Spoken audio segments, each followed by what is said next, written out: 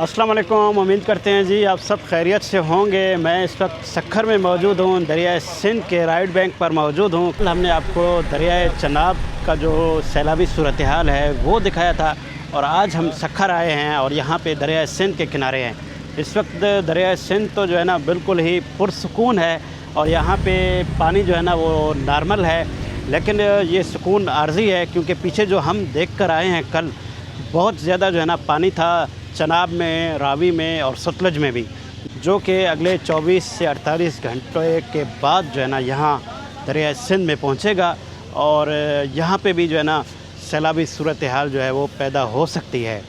2010 में जो है ना सैलाब जो आया था उसने सिंध में और बलूचिस्तान में बहुत ज़्यादा तबाही की थी, लेकिन यहाँ पे इस वक्त सिंध में और पर्टिकुलर सक्खर, कश्मोर, जैकबाबाद और इससे पीछे जो कश्मोर का ज़िला है और इवन के बलूचिस्तान के जो नसीराबाद डिवीज़न है वहाँ के लोग भी काफ़ी परेशान हैं कि अगले से 48 घंटों में जो है ना बड़ा जो सैलाबी रिला आएगा उनको भी जो है ना काफ़ी नुकसान पहुँचाएगा। 2010 के सैलाब में तकरीबन 2000 से ज़्यादा अमवात हुई थी, और इसी तरह से 2 लाख से ज़्यादा लोग जो है ना वो बेघर हुए थे 2010 के सैलाब की वजह से। लेकिन यहाँ पे इस वक्त जो सिंध गवर्नमेंट है और महकमा अब्बासी है वो भी पूरी तरह से तैयार है। आने वाले सैलाब को जो है ना पूरी तरह से मॉनिटर किया जा रहा है, और इसके अलावा हम बलूचिस्तान भी अब जाएंगे, वहाँ पे भी देखेंगे कि क्या पोजीशन है। ये मेरे पीछे जो है आप लैंड्स डाउन ब्रिज देख रहे हैं, और इस तरफ जो है बैराज है सक्खर का, जहाँ से मामूल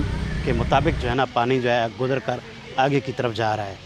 तो मुझे जी अब सक्खर बैराज से दें इजाज़त। इंशाअल्लाह ताला आपके साथ बहुत जल्द नई वीडियो में आपकी खिदमत में हाज़िर होंगे।